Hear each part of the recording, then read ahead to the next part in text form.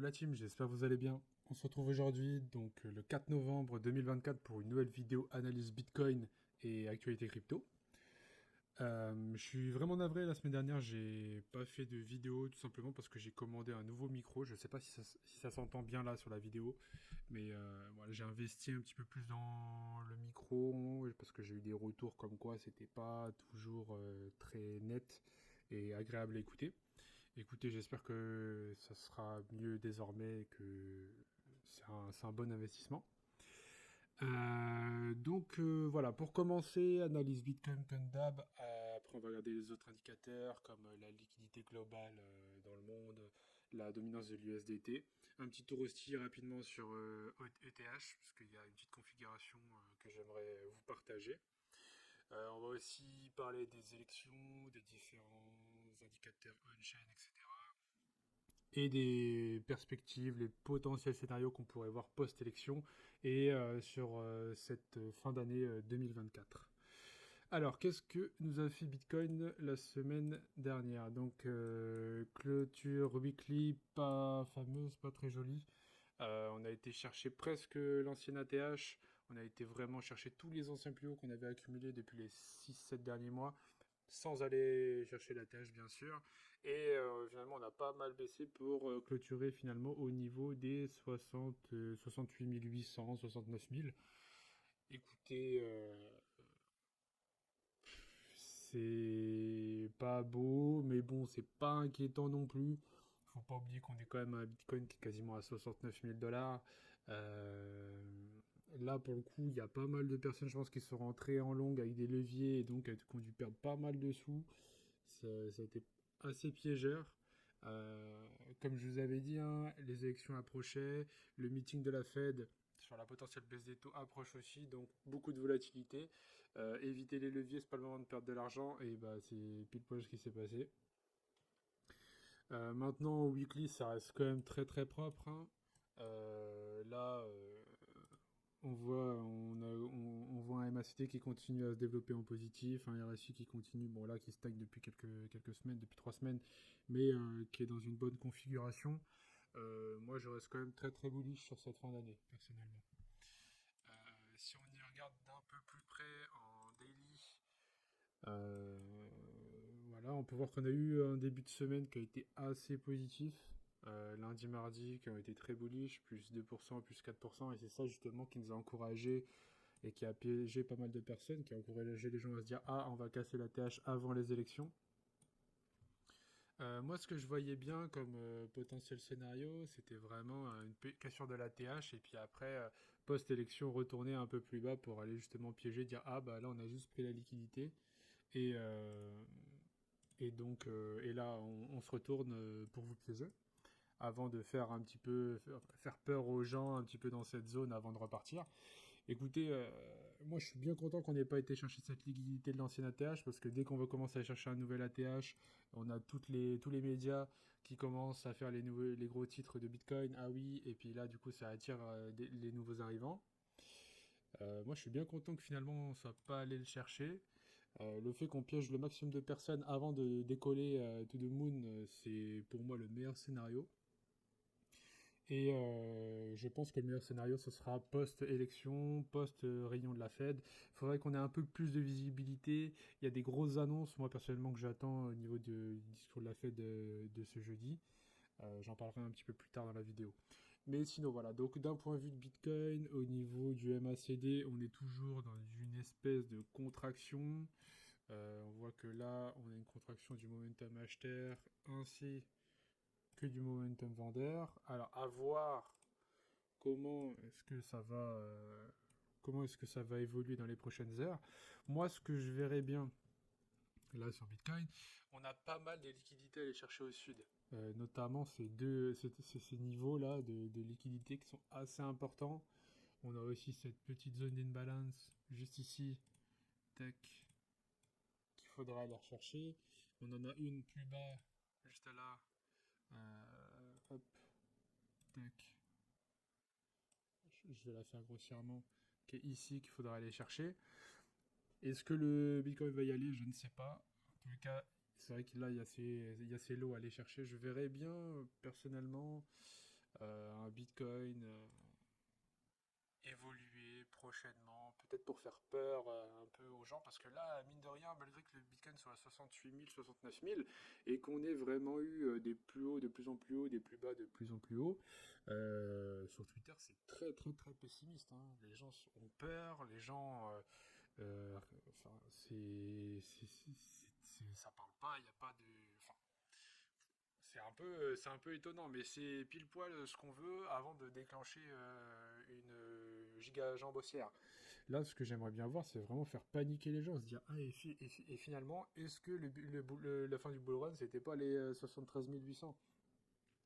Donc là, je verrais bien un prix cette semaine avec justement la volatilité des élections, les annonces de la Fed, et d'autres indicateurs économiques qui font vraiment paniquer les gens, d'avoir une prise de liquidité ici. Pourquoi pas même avoir une prise de liquidité un peu plus baissière, pourquoi pas aller chercher une mèche pour combler cette imbalance avant de repartir très très fortement, euh, soit fin deuxième partie du mois de novembre, ou alors continuer à évoluer dans cette partie-là, et au niveau de décembre, fin décembre, là partir pour nous faire une fin d'année, début d'année 2025 explosive.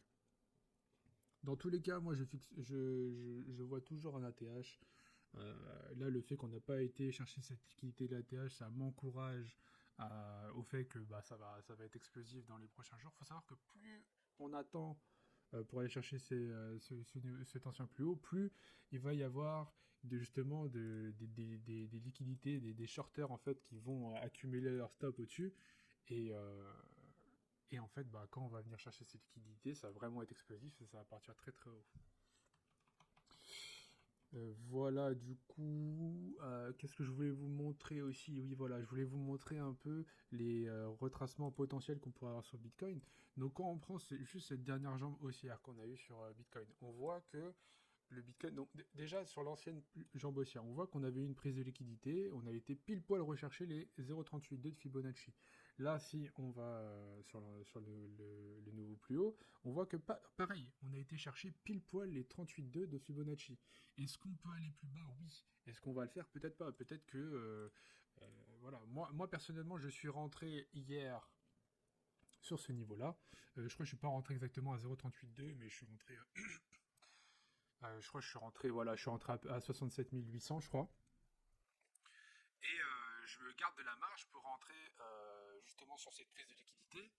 Et pourquoi pas cette imbalance un peu plus bas, là, au niveau des 64 000 et 61 000, 62 000 dollars. Donc je garde encore des cartouches. Moi, ce que je vous inviterais à faire, voilà, c'est justement tracer ce Fibonacci, voir un petit peu et contrôler les 0,38,2 et les 0,5 qui sont justement des niveaux clés de prolongement de tendance. Ce que vous pouvez faire aussi, c'est aller chercher beaucoup plus bas pour avoir vraiment toute l'intégralité de la jambe haussière. Et donc là, donc on a un 0,38,2 qui va chercher pile poil en dessous des liquidités. Alors c'est pourquoi ça serait très pertinent que le Bitcoin continue à évoluer, à y prendre ses liquidités, vienne chercher pile poil les 0,38,2 de Fibonacci. Pourquoi pas aller nous faire une petite mèche un peu plus bas ici, voire ici, au niveau de la moitié de la comment dire, de l'imbalance, avant de repartir, donc soit repartir là, soit repartir là. Donc juste avec une mèche, hein, je ne veux pas avoir de clôture à ces niveaux-là. Donc là, on aurait vraiment une prise de liquidité, on irait combler les imbalances, et on repartirait, ça serait vraiment super bullish. Après, voilà, on n'est pas obligé d'aller venir combler ces imbalances, on n'est pas obligé d'aller chercher ces liquidités. Donc, il faut suivre le sentiment au jour le jour. Il faut voir un petit peu comment est-ce que Bitcoin évolue au jour le jour pour pouvoir ajuster sa stratégie et ses potentiels scénarios. Voilà pour Bitcoin. Je vais pas aller en plus haut time frame parce que c'est la big picture qui m'intéresse actuellement. Au niveau de la dominance, ça continue d'évoluer très très fortement sur la dominance du Bitcoin. Que dire, hein, voilà, hein, on a retrouvé les niveaux d'avant Bullrun en 2021, avant qu'il y ait la saison de 2021. Écoutez, c'est super, hein. Plus le Bitcoin prend en dominance, plus potentiellement on risque d'avoir une alt saison qui risque d'être explosive. Après, voilà, cette dominance, elle est quand même vachement poussée par les ETF BlackRock, ETF Bitcoin plutôt, pardon. Et donc, bah, c'est normal qu'on ait une dominance très très importante. Personnellement, ça doit faire depuis facilement. En fait, depuis qu'il y a eu le run sur Tao et que je suis rentré sur Tao, je suis sorti sur Tao, pardon. Je crois que j'étais sorti aux alentours des 640. J'ai fait que du BTC parce que justement, voilà, c'était quand? C'était en octobre, début octobre, tac tac tac. Voilà, voilà bon, vous me direz, ça fait que 2%, mais en tout cas, voilà, j'ai senti que voilà, si jamais on baissait, c'est BTC qui allait prendre le moins cher. Et si jamais on augmentait, c'est BTC qui allait prendre peut-être pas le plus en termes de pourcentage, mais en moyenne globale des altcoins, c'est toujours BTC qui pousse en premier. Ensuite, il y a une rotation qui se fait vers les altcoins. En général, ça se fait, avant, ça se faisait vers Ethereum puis les altcoins. Mais là, Ethereum est dégueulasse, donc je préfère dire que ça ira vers les altcoins. Au niveau de la liquidité globale du marché, on peut voir que on avait une baisse de la liquidité, donc c'était monté au niveau des 91 trillions de dollars. On avait une baisse à 89,3,2, et là on est remonté à 89,8. Donc plein de petits milliards qui sont imprimés, ça c'est super. Encore une fois, c'est la liquidité, voilà, de l'Europe, du Japon, de la Chine et des US. Euh, Ensuite, sur la dominance USDT, pardon, on voit qu'on est toujours en train de rebondir sur la borne basse de ce canal ascendant. Donc pour moi, rien d'alarmant, hein. Tant qu'on ne voit pas un reclaim de cette zone, de ce canal, pardon, RAS, pour le moment, on est en train de ranger en dessous. Pour moi, le fait qu'on range en dessous, c'est juste que là, on est en train de faire languir un peu les impatients. On est en train de les faire sortir du train avant de partir. Donc vraiment dans une dominance qui va baisser et donc dans une un Bitcoin et des altcoins qui vont surperformer. Voilà pour l'USDT dominance. Maintenant, ETH. Alors, ETH, qu'est-ce que ça donne? On va aller en daily pour voir un petit peu tout ça. ETH, c'est dégueulasse. Pourquoi c'est dégueulasse ETH? Pourquoi? Au début, on avait un ETH voilà, qui continuait d'accumuler les plus hauts, qui continuaient, voilà, il y avait de plus en plus de plus hauts à aller chercher, des liquidités à aller chercher. Et là, le fait qu'on soit parti chercher cette liquidité ici, qu'on reparte en bas, qu'on reparte ici, et là, enfin, genre, quand on regarde un peu plus en arrière sur ETH, on voit qu'il y a carrément plus de plus bas à aller chercher. Il y en a là, il y en a là, il y en a là, il y en a là, ils sont là, ici. Et toute cette liquidité-là, je vois pas comment est-ce que le prix ne va pas les chercher avant de partir. Donc, une correction de l'Ethereum, pardon, enfin, pour moi, c'est obligatoire, à la limite, avant de partir vers le haut. Le marché ne va pas laisser autant de plus bas non chassés. Il y a tellement de longues à aller chercher et à sortir du marché, je ne vois pas comment il ne va pas les chercher. C'est pour ça aussi, c'est ce qui m'encourage dans mon scénario BTC, d'avoir vraiment une poussée du BTC, donc peut-être qui va nous afficher là, si on va chercher les plus bas, on est sur du moins 5, du moins 6%, on va arrondir. Si on va un peu plus bas au niveau des 62 000, on est sur du moins 10%. Pour moi, du moins 6, moins 10% sur BTC, c'est facilement, ça va facilement chercher ses plus bas sur ETH. Hein. Donc ça nous fait un moins 15%, moins 13%, moins 14% sur ETH. Pour moi, je verrais bien aller chercher ces plus bas. On a même ce plus bas là qu'on pourrait aller chercher.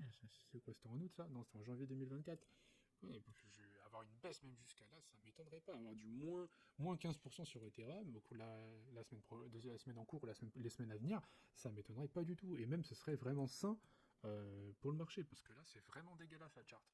On est toujours dans cette compression en clôture de bougie. Mais bon, il y a tellement de plus bas à aller chercher. Franchement, moi, je rentrerai pas en longue sur ETH. Et je tenterai pas un chart parce que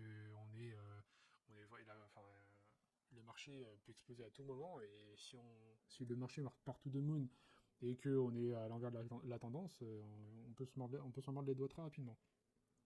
Donc voilà, écoutez, c'était tout pour l'analyse crypto, Bitcoin, ETH, analyse graphique. On va passer tout de suite aux autres indicateurs. Donc on se retrouve la team pour la petite analyse supplémentaire, notamment au niveau de l'open interest et des funding rates. Alors qu'est-ce qu'on a pu observer sur les derniers jours, la dernière semaine? On voit qu'on a une augmentation de l'open interest très très importante.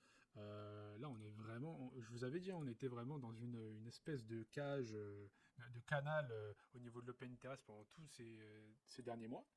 Et là, on peut voir on s'est affranchi de cette zone à la hausse. Là, est-ce qu'on va rebondir dessus avant de repartir? Je ne sais pas, mais en tout cas, on a cassé à la hausse et c'est très très bullish. Pareil, au niveau des funding rates, on voit que depuis le dernier plus bas de septembre, début septembre, on avait des fundings qui faisaient que d'augmenter.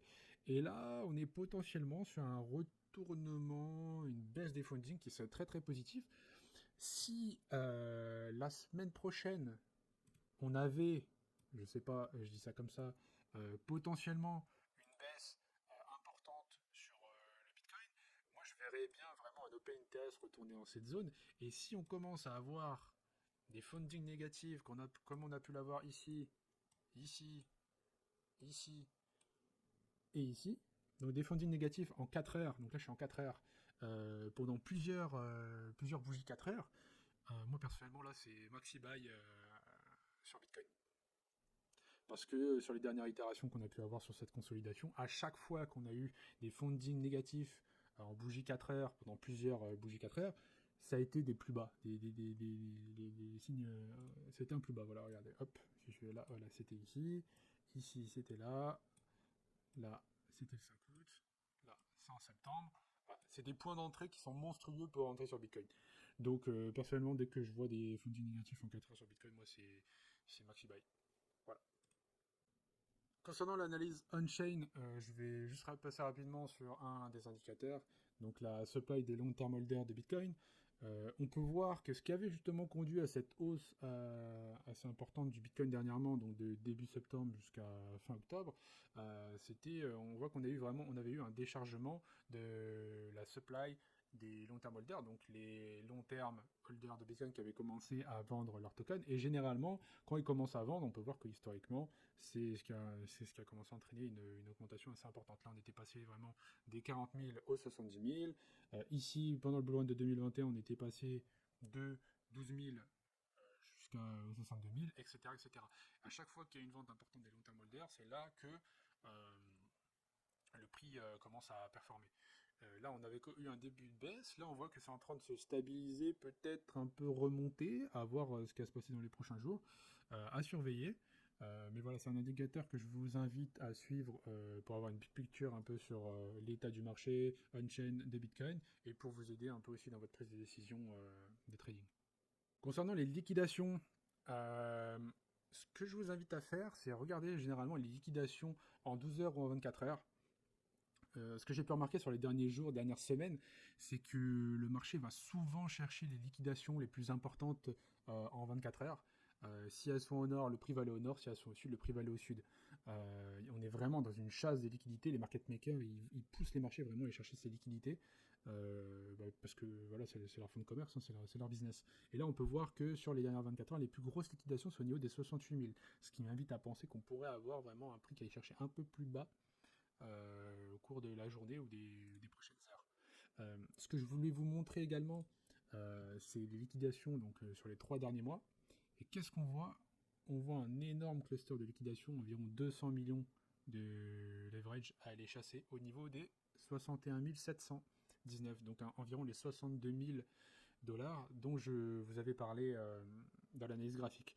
Donc à garder en tête parce que c'est un élément supplémentaire qui me fait dire que le Bitcoin pourrait chercher ces niveaux-là pour vraiment faire paniquer le plus grand nombre, avoir vraiment une liquidation massive des mains faibles avant de vraiment lancer son gros mouvement haussier. Au niveau du calendrier économique maintenant, donc comme je vous avais dit, donc demain on a les élections américaines, on a aussi un discours de Lagarde à 15h30, même si on s'en fout. On a plusieurs voilà, indicateurs économiques, les PMI, les PMI les services non manufacturiers, etc. Et surtout, jeudi, on a aussi la décision de la Fed sur les taux d'intérêt. Donc le marché price une baisse de taux de 25 points. Euh, Est-ce que ça va être le cas? Est-ce qu'on va avoir une surprise? Est-ce que ça va être finalement 50 points? Est-ce que ça va pas bouger, est-ce qu'on va avoir une baisse de 25 points? À voir. Moi, personnellement, ce que j'attends surtout après, c'est la conférence de presse du FOMC. Parce que voilà, j'attends vraiment d'avoir les documents récapitulatifs de la Fed que je vais prendre le temps de lire parce que j'ai récemment fait une petite trouvaille grâce à un influenceur, je sais pas si on peut appeler ça un influenceur, mais en tout cas quelqu'un de très pertinent, un anglophone très, très pertinent, qui en fait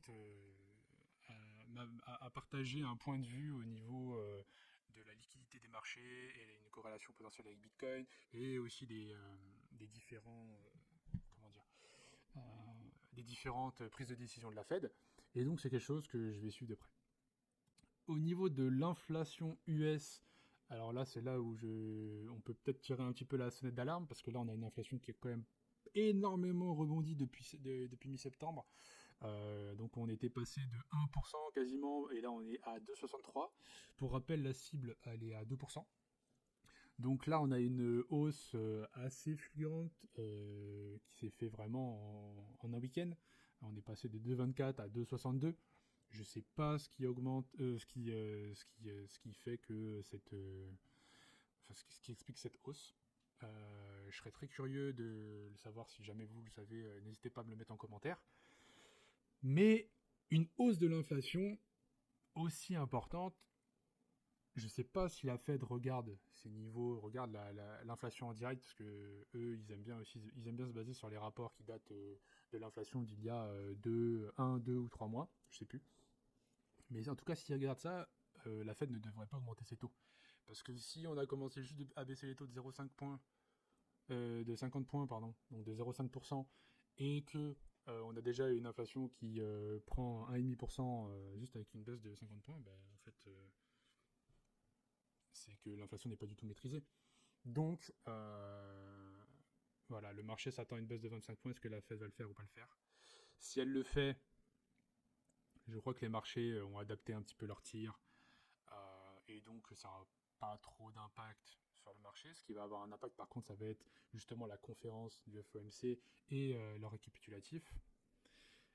Mais par contre, si la Fed ne baisse pas ses taux, là, par contre, je pense qu'il y aura un impact sur le marché assez fort. Il y aura pas mal de volatilité. Et donc, bah, ça pourrait être plutôt négatif sur le court terme pour les actifs à risque et les crypto-monnaies. Et donc, pour cette dernière partie de vidéo, on se retrouve sur X. J'aimerais vous partager quelques points, quelques tweets que j'ai trouvé pertinents, notamment concernant Bitcoin.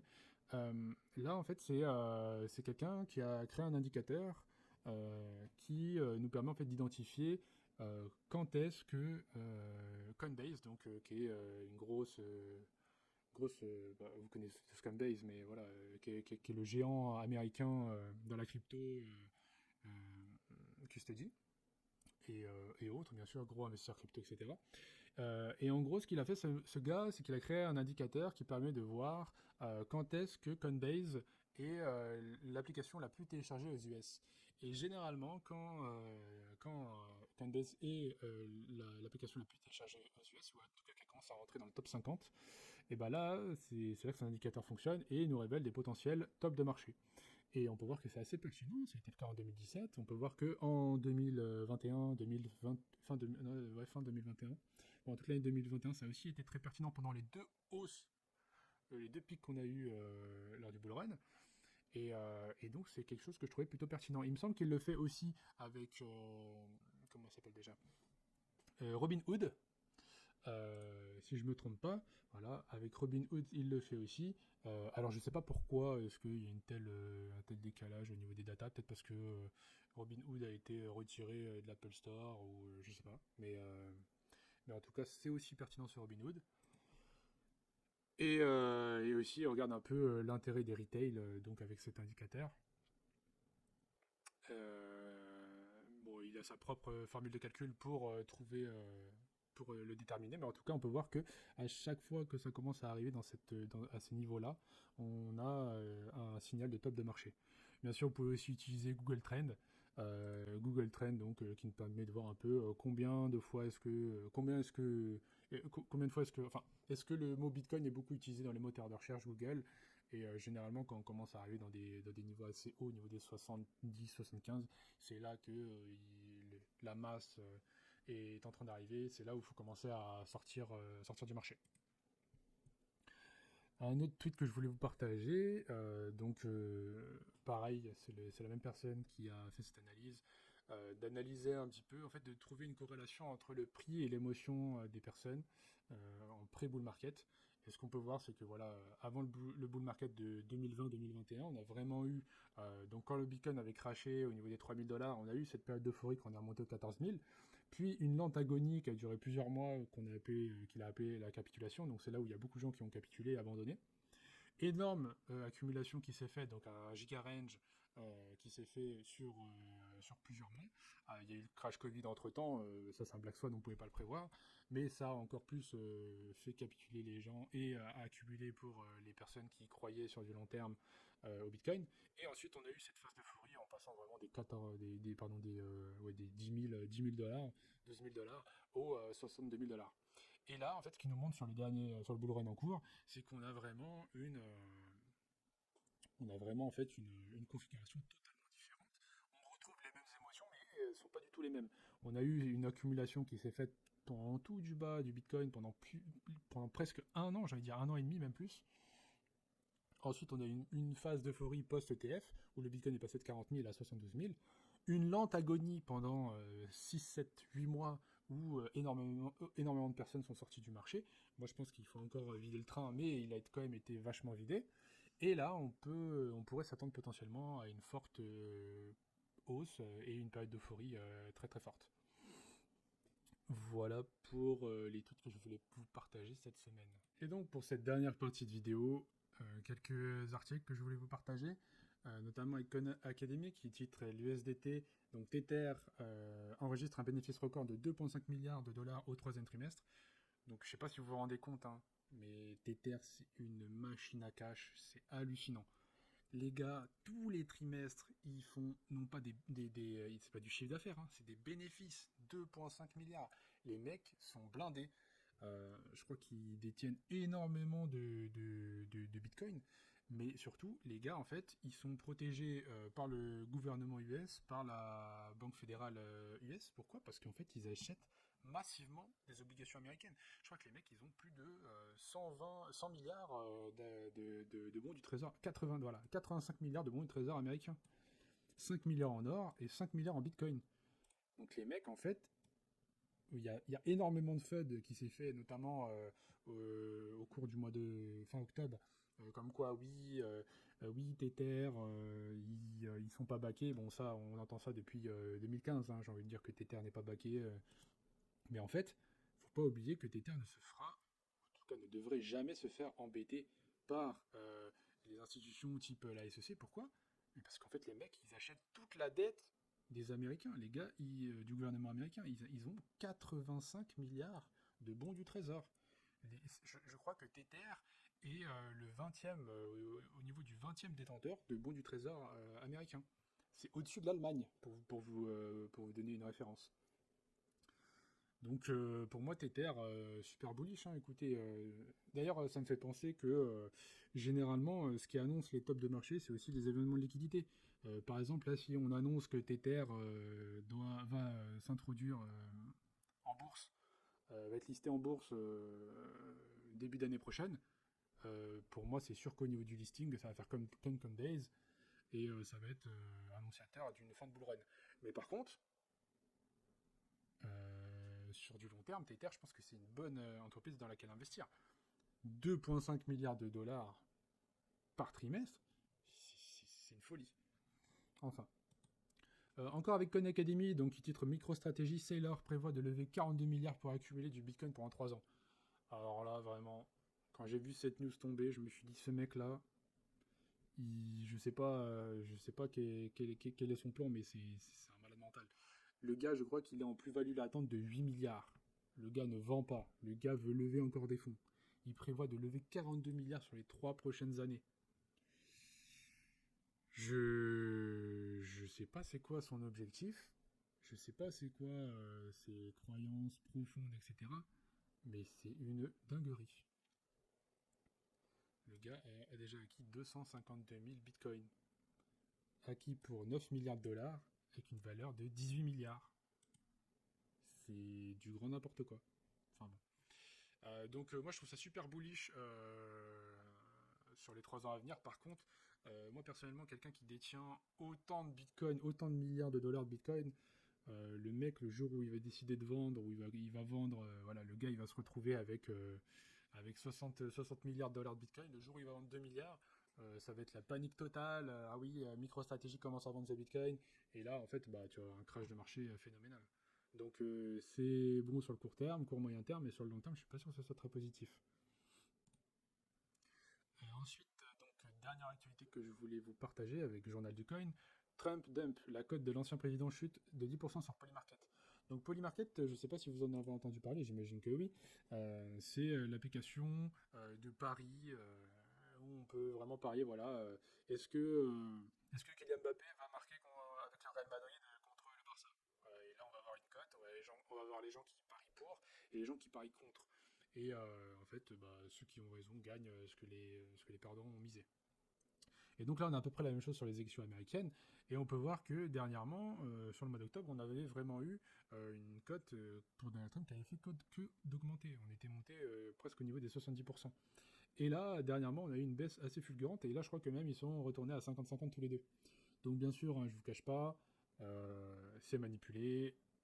Il y a des gros portefeuilles qui achètent. D'ailleurs, je crois qu'il y avait une analyse on-chain qui avait été faite et on avait vu qu'en fait c'était un Français qui avait parié pour 30 millions de dollars sur Polymarket, ce qui avait totalement fait bouger le marché. Et en fait, le gars, bah, voilà, il y a beaucoup de manipulation. Stratégie qui a été faite et qui pouvait être faite sur Polymarket. Personnellement, moi, je ne l'ai pas fait, mais c'est vrai que si on avait des liquidités à mettre, bah, c'était plutôt de l'argent gratuit. Parce que en fait sur Polymarket on a des fundings de tarés. Voilà, des fois on a des fundings qui rémunèrent à 900% par an.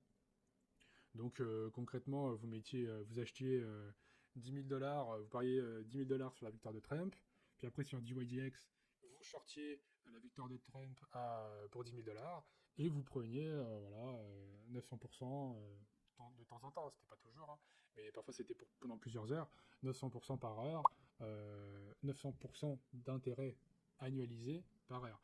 Donc vous preniez, je pense, enfin je sais pas, mais des fois par jour ça pouvait faire, j'imagine, du 2%, 2% sur votre investissement. Donc très vite ça peut chiffrer et ça peut rapporter, et puis c'est de l'argent gratuit. Donc c'est vraiment travailler sur les fundings. Dernier petit, non pas actualité, mais outil que je voulais vous partager. Donc j'en avais déjà parlé dans des précédentes vidéos, mais moi j'ai beaucoup utilisé Hyperliquid et je l'utilise toujours. Je trouve que, enfin vraiment, je suis très content d'avoir été dessus et quand je vois tout l'engouement qui est en train de se passer autour de son écosystème, je suis vraiment très content et impatient de voir ce que ça va faire quand le token d'Hyperliquid va être sorti. Et on voit qu'il y a pas mal une espèce de meme coin season qui est en train de se faire sur Hyperliquid. Et je voulais vous partager cet outil, donc Hyperscan, qui permet justement d'analyser, de voir un petit peu qu'est-ce qui se passe avec les tokens, qui sont les holders des tokens, combien est-ce qu'il y a de holders, combien de tokens est-ce qu'ils hold, où sont les acheteurs, qui sont les acheteurs, quand est-ce que ça vend, quand est-ce que ça achète, voir un peu quels sont les tokens qui ont le vent en poupe. Et donc tout ça est très pertinent et tout ça peut être très utile, notamment si vous avez envie de surfer sur la hype un peu d'Hyperliquid. Voilà, je vous donne le site, hyperscan.io /dashboard. Bon, là, je suis sur le dashboard, mais sinon, c'est juste hyperscan.io. Je mettrai le lien directement en dessous de la vidéo. Et si vous avez envie de jeter un coup d'œil, bah, je vous invite. N'hésitez pas à l'utiliser, ça peut être vraiment pas mal. Voilà, écoutez les amis, c'est la fin de cette vidéo. J'espère que ça vous aura plu. Sur ce, je vous souhaite une excellente journée. Je vous invite à rester très prudent au niveau des leviers et de vos positions.